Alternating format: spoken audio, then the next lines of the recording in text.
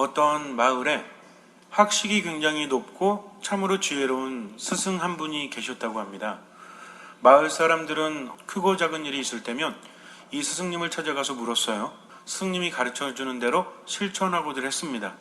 그래서 정신적인 지주였죠. 그런데 어느 날 이제 스승님이 말씀하시기를 세상 것에 연연하지 마라.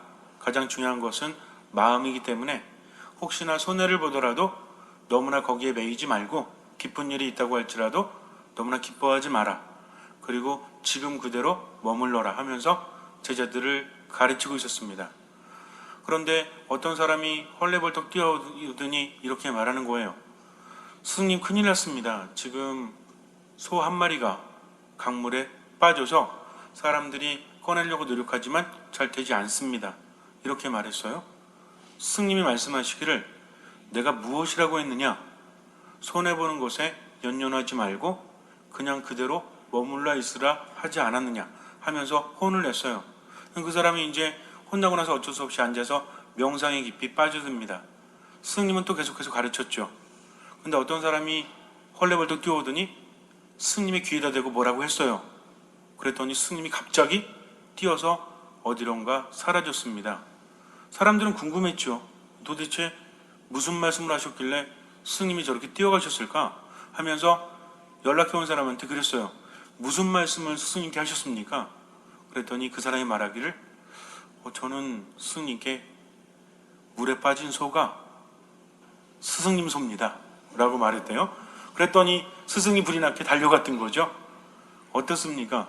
다른 사람들에게는 편안하게 손해보는 것에 연연하지 말라고 하면서 지는 어땠어요?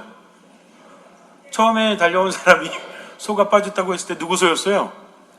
자기 소였지? 근데 자기 소인지 모르고서 그런 거 연연하지 말고 그냥 조용히 있으라고 했는데 나중 사람이 와서 귀 속에다 대고 뭐라고 그랬어요? 선생님네 소라고 하니까 그때서야 불이 나게 달려갔다고 합니다. 인간의 존재는 이런 존재 같아요. 우리가 웃고 있지만 참으로 위선이라는 것은 사람을 망치지 않습니까? 예수님께서 바리사이들과 율법학자들의 위선에 대해서 질타하고 계시죠? 어떻게 본다면 그 사람들은 종교적인 신념도 굉장히 강했고요. 기도도 굉장히 열심히 했어요. 그리고 11조도 꼬박꼬박 바쳤습니다. 그리고 단식도 참 잘했죠? 그렇다면 우리보다도 훨씬 더 대단한 사람들인데 예수님은 왜 못마땅해 하셨을까요? 그들이 하는 모든 행위는 누굴 위한 것이었기 때문에 하느님께 영광을 드리고자 하는 것이 아니라 자기 자신들을 위한 것이었기 때문입니다. 그래서 성국갑을 크게 만들어 놓고 다녔죠. 옷의 술은 또 길게 늘어뜨리고 다니죠. 기도할 때는 어떻게 합니까? 길거리에 서서 사람들이 보란 듯이 큰 소리로 기도한다는 거죠. 단식할 때는 어때요? 나 며칠 굶었어 하면서 허리를 굽히고 나서 단식했다는 티를 팍팍 내면서 사람들에게 보였다는 겁니다. 그들이 기도를 하지 않아서가 아니라, 그들이 단식을 안 해서가 아니라, 그들이 하느님께 봉헌을 안 해서가 아니라 문제는 뭐였기 때문에? 사람들에게 보이기 위해서 그렇게 했기 때문이죠. 하느님을 향한 순수한 마음 때문이 아니라 어쩌면 그들은 자기 자신을 자꾸만 드러내기 위해서 그렇게 했던 것입니다. 그래서 우리는 성경을 묵상하고 그런 말씀을 들을 때마다 참으로 안타깝죠. 그렇게 노력했음에도 불구하고 예수님께 욕먹었잖아요. 사실 그들이 율법을 제대로 지킨 이유는 무엇이었죠? 모세가 전해준 율법을 제대로 지키고 열심히 기도하고 또 하느님께 많이 바쳤던 이유는 하느님께 가까이 가고자 했기 때문이죠. 또 의로움을 하느님께 인정받기 위해서가 아니었습니까?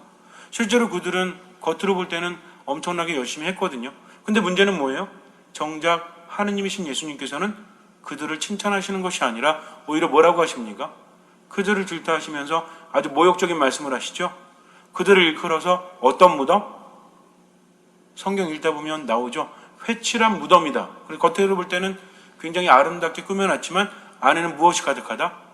죽은 뼈들이 가득하다라고 그렇게 말씀을 하셨다는 거죠. 그들이 고쳐야 될 것은 무엇입니까? 행동을 고쳐야 돼요. 물론 그들은 율법을 지키면서 다른 사람들을 판단했죠. 나는 이만큼 지키는데 너희들은 무엇을 하느냐. 그러나 가장 중요했던 것은 그들은 무엇을 실천하지 않았어요? 율법의 근본 정신이었던 사랑을 실천하지 않았다는 겁니다. 하느님께 바치는 것도, 기도하는 것도, 단식하는 것도 진실한 마음에서 그렇게 한 것이 아니라 자기를 높이기 위해서 그렇게 했다는 거죠. 원래 기도를 열심히 하면 누구하고 가까워져야 돼요? 하느님과 가까워져야 되죠. 기도는 무엇입니까? 하느님과의 대화죠. 하느님과의 대화라면 내가 말하는 것이 중요한 것이 아니라 그분의 뜻이 무엇인지를 듣고 깨닫고 뭘 해야 돼요? 실천해야 됩니다. 근데 기껏 얘기해놓고 한참 얘기해놓고 상대방의 뜻대로 하지 않는다는 것은 대화를 잘 했단 얘기예요? 안 했단 얘기예요? 여러분들이 애들을 혼내는데 열심히 공부하고 집안 청소도 열심히 하고 다 해야 돼? 하고 1시간 동안 얘기했어요. 내가 알겠습니다 그랬는데 안 하고 자. 밖에 나가 놀아. 그럼 부모님 말씀 들은 거예요? 안 들은 거예요? 안 들었단 얘기죠. 듣는 척을 했단 얘기죠. 이 사람들도 마찬가지였습니다. 하느님의 뜻대로 살아가는 것 같았지만 실제로 하느님의 뜻을 제대로 알지 못했다는 거죠. 그것이 가장 큰 문제였다는 거죠. 인간의 마음에는 한계라는 것이 있습니다. 용량이라는 것이 있다는 거죠.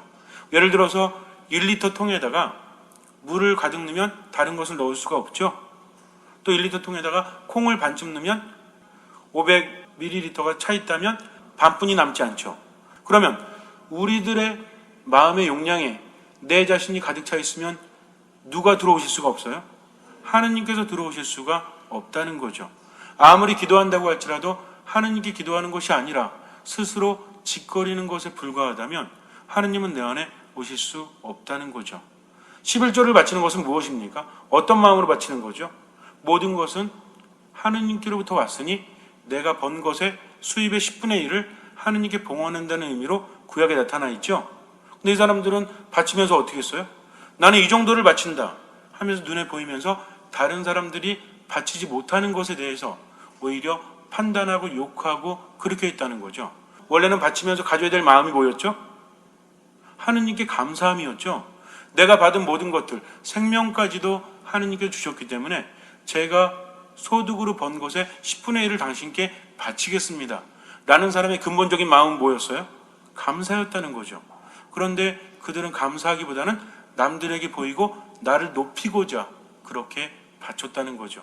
그러니까 기도와 마찬가지로 봉헌에서도 하느님이 아닌 누굴 위해서? 자기를 위해서 그랬다는 겁니다. 단식을 했죠? 단식을 했으면 어떻게 해야 돼요? 단식하면서 누구의 뜻을 깨달아야 돼요? 하느님의 뜻을 깨닫고 그것을 실천해야 되는데 단식한 거 가지고 사람들에게 어떻게 합니까? 나는 이만큼 단식했다 하면서 보이면서 자신의 의로움을 드러냈다는 거죠. 그러니 이 또한 하느님을 위해서 하는 것이 아니라 누굴 위해서 한 겁니까?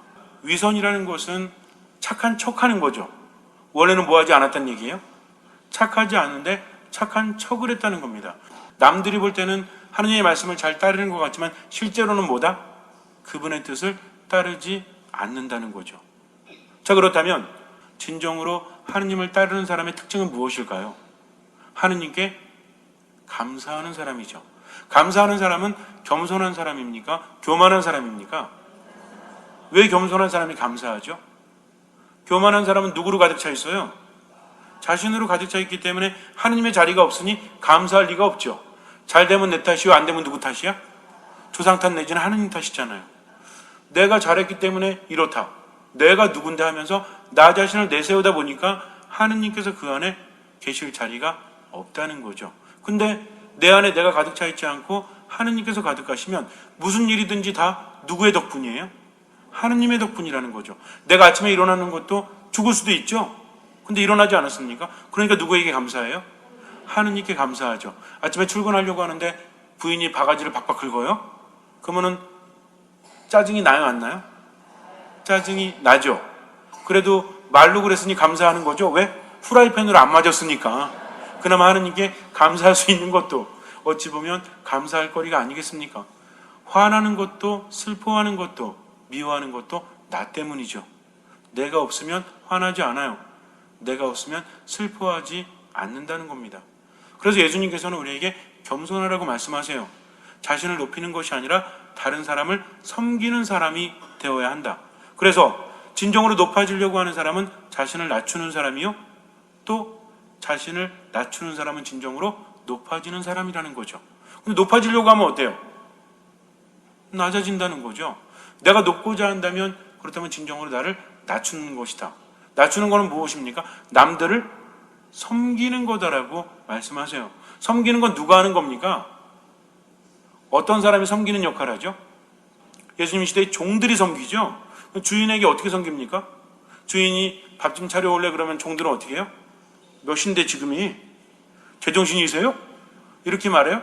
꼭두 새벽에 밥 차려오라고 해도 종은 뭐 해야 됩니까? 차려와야 된다는 거죠. 이게 무슨 얘기인지 아십니까? 내가 이해하지 못해도 상대방에게 내 뜻을 맞출 수 있는 겸손함이 있어야 한다는 거죠. 그 예수님께서는 섬기라고 말씀하셨어요. 그냥 잘해주라는 차원이 아니라 섬겨야 된다는 겁니다. 그럼 나는 진짜 섬기고 있을까요? 그렇다고 해서 어떤 사람이 내가 은행을 털어야 되는데 망 좀 보세요? 그럼 이거 하면 돼요, 안 돼요? 이런 얘기가 아니라 내가 어떤 사람에게 베풀어 줄 때는 어떤 마음으로 해라? 바라지 말고 섬기는 마음으로 해라. 종들이 하는 건 당연한 겁니까? 아니면 대가를 받는 겁니까? 당연한 거죠. 뭐 종들이 새벽에 일어났다고 야근수당 쳐가지고 세경 더 달라고 할 수 있어요? 그럴 수 없다는 거죠. 자, 그렇다면 예를 들어서 우리 형님들이 밤에 늦게 들어오셔서 술을 막 드시고 그래가지고 들어오자마자 꿀물 좀 줘. 그리고 좀 어떻게 좀 이렇게 좀 주물러봐. 이렇게 말하면 어떻게 해요? 미쳤나 저 인간이 지금 몇인데 지금 들어와가지고 나 밥 안 먹어서 밥 좀 차려 그러면 뭐라 그래요? 어서 얻어 처먹지도 못하고 이제 들어왔냐고? 이렇게 말하기보다는 내가 사랑하는 마음이 있다면 화가 나도 어떻게 해줘야 돼요? 화가 날 때 뭐 하라고 그랬어요? 기도하라고 그랬죠? 부엌에 가서 잠깐 이 분을 좀 삭혀야 되겠죠? 그럼 삭히는 방법도 여러 가지가 있죠?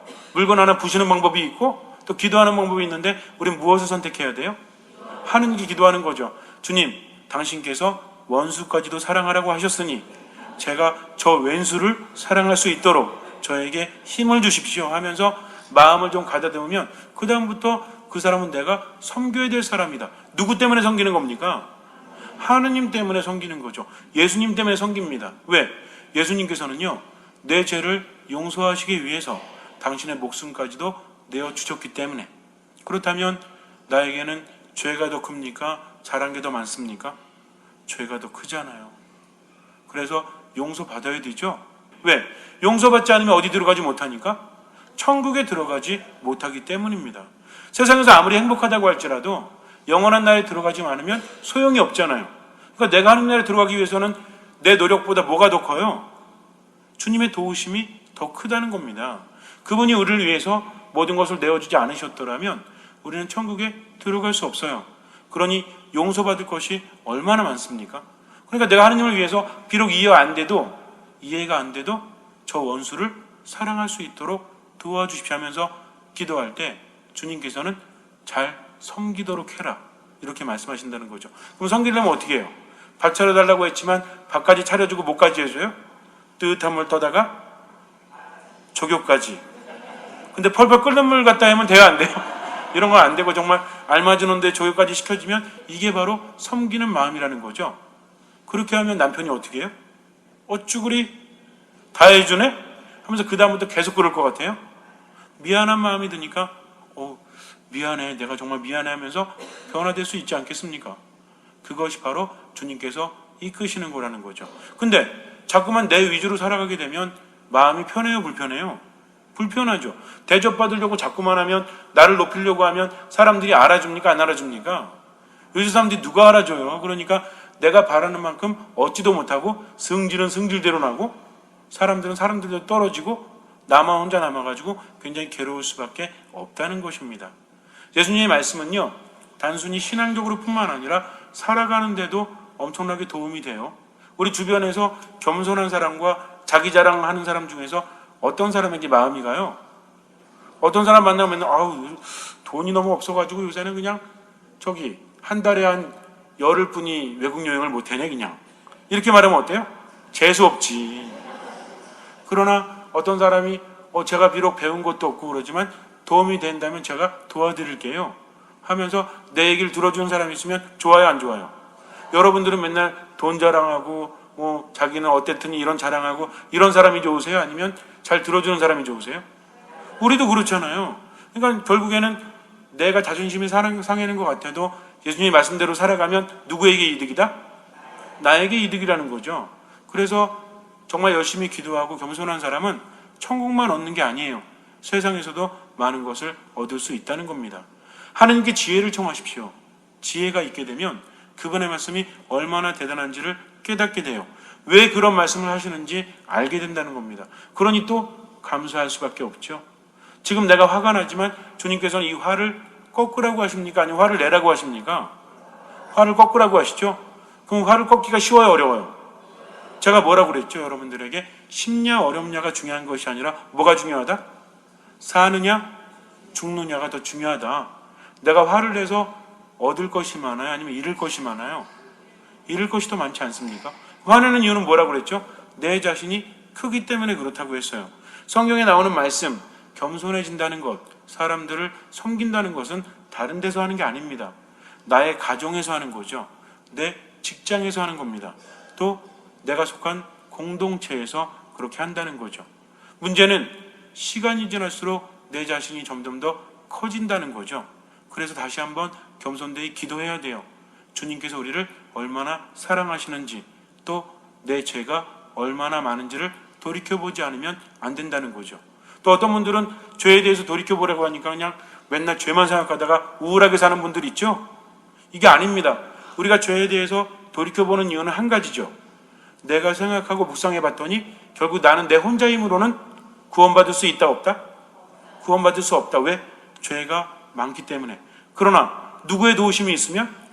주님의 도우심이 있으면 우리는 죄를 용서받을 수 있다. 신앙은 깨달을 때 실천할 수 있어요. 내가 주님의 뜻대로 살아가는 것은 그렇게 해야만 주님께서 내 안에 계시기 때문입니다. 그러면 주님께서는요, 우리 걱정을, 우리 근심을 모두 없애주시죠. 우리 몸과 마음을 치유해 주십니다. 그리고 삶을 어떻게 만들어주세요? 신나고 즐겁고 재미있게 만들어주세요. 그러니 우리는 또 하느님께 뭐 할 수밖에 없어요? 감사할 수밖에 없다는 거죠. 너무나 받은 것이 많으니까, 너무나 용서받을 것이 많으니까 내 자신은 겸손해집니까? 아니면 교만해집니까? 겸손해진다는 거죠. 근데 자기 죄도 보지 못하고 하느님도 안중에 없으니까 내가 누가 돼요? 하느님이 되죠. 교만한 사람은 누가 판단해요? 야, 저 사람이 저랬어. 이 자매가 이랬어. 이렇게 하면서 자기가 뭐 하고 있어요? 판단하고 있죠. 판단은 무엇입니까? 심판이죠. 예수님께서 뭐라고 하셨어요? 형제를 심판하지 마라. 그래야만 하늘에 계신 아버지께서도 너희를 판단하지 않으실 것이다 라고 말씀하십니다. 마지막 심판 때 하느님께서 우리를 판단하지 않으신다는 것은 우리는 무엇을 받을 수 있다는 얘기예요? 구원을 받을 수 있다는 얘기죠. 그러니까 나는 다른 사람들을 판단하면 돼요, 안 돼요? 안 되는데 언제 판단합니까? 우리는 언제 판단하죠? 하느님보다 내가 내 안에 가득할 때. 여러 가지 이유가 있지만 그 근본적인 이유는 뭐예요? 화가 나서, 미워서, 슬퍼서. 결국 누가 그랬단 얘기예요? 내가 그랬단 얘기죠. 내가 그랬다는 것은 누구보다 크단 얘기예요? 하느님보다 내가 크니까 누구 맘대로 하는 거예요? 내 맘대로 하는 거죠. 나보다 하느님이 크시면 누구 맘대로 해요? 맘대로란 말을 붙이기가 좀 그렇죠. 하느님의 뜻대로 한다는 겁니다. 이게 중요하죠. 아주 단순해요. 단순한 어린이처럼 생각하지 않으면 하느님 나라에 들어갈 수 없다. 그렇다면 교만한 사람이 그렇게 하는 이유는 결국에는 하느님보다 누가 크기 때문에? 내가 크기 때문에 그래요. 그러나 하느님께 감사하고 하느님께 기도하고 진정으로 내 죄에 대해서 살피면서 하느님의 도우심이 없이는 내 죄악을 없앨 수 없다라고 생각하는 사람은 누구의 뜻대로 하겠어요? 하느님의 뜻대로. 그러니까 모든 사람들을 뭐 합니까? 사랑하죠. 그것이 누구의 뜻입니까? 예수님께서 뭐라고 하셨어요? 누구까지도? 원수까지도 사랑해야 된다면 모든 사람을 다 사랑해야 되겠죠? 원수보다 더 미운 존재가 있나요? 물론 때리는 시어머니보다 말리는 며느리가 더 아닌가? 네. 제가 뭐 시어머니가 있어야지 알죠.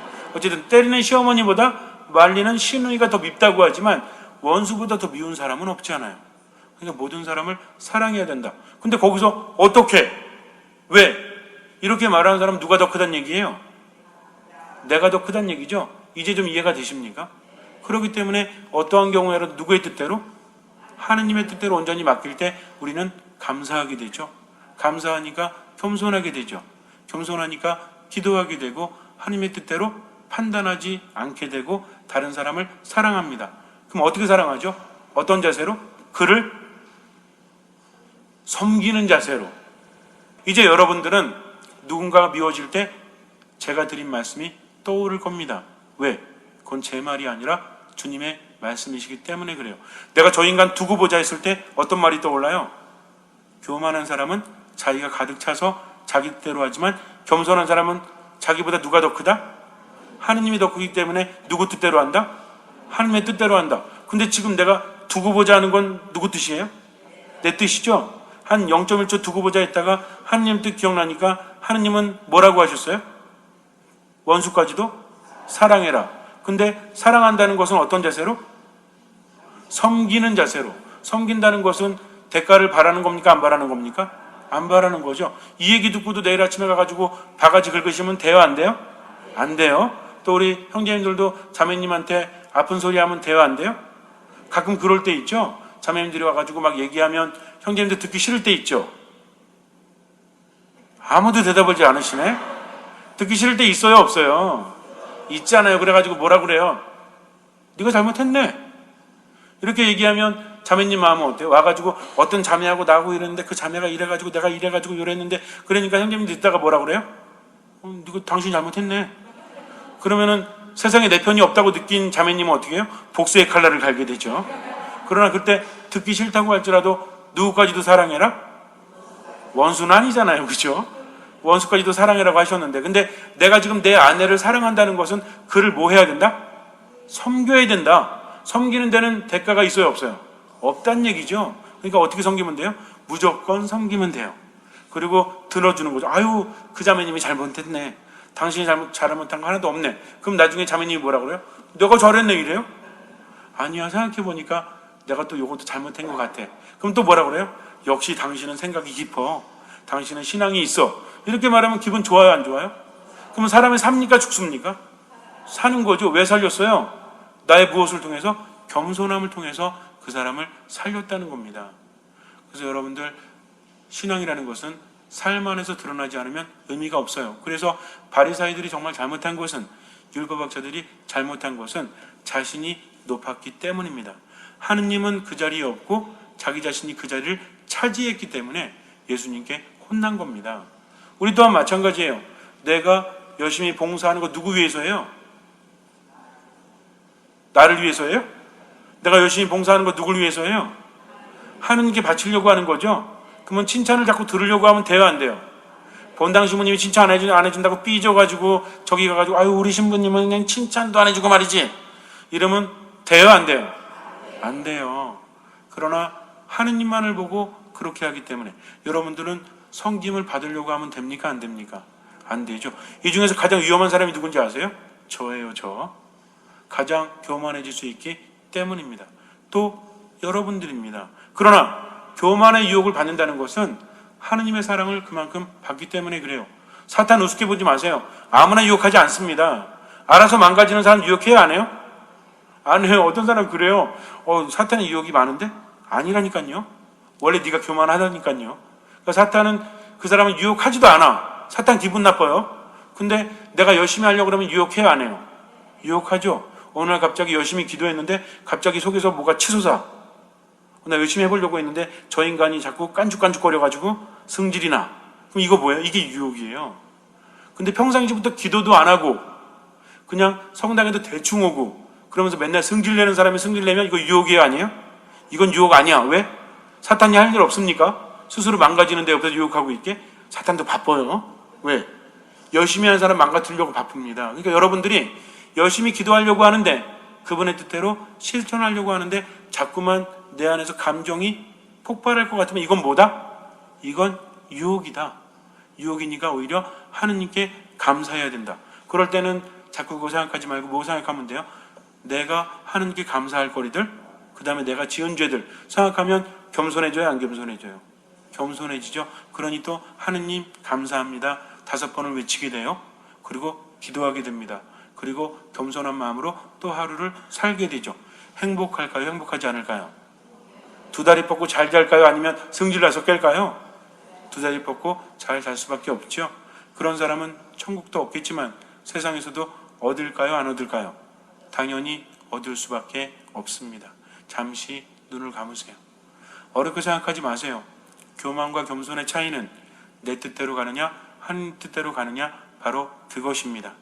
그러나 기도하지 않고 감사하지 않으면 내 자신은 점점 커질 수밖에 없죠. 하나님께 감사하다 보면 내 자신이 아무것도 아니라는 것을 깨닫습니다. 그러니 더 행복할 수밖에 없죠. 그래서 사랑을 실천할 수밖에 없습니다. 그러니 하느님 안에서 겸손해지십시오. 다른 사람을 섬기도록 하십시오. 그렇게 사랑하십시오. 기도와 말씀과 미사 가운데 머무십시오. 주님께서는 그 믿음을 보시고 우리 삶에 놀라운 기적을 일으켜 주실 것입니다. 아멘.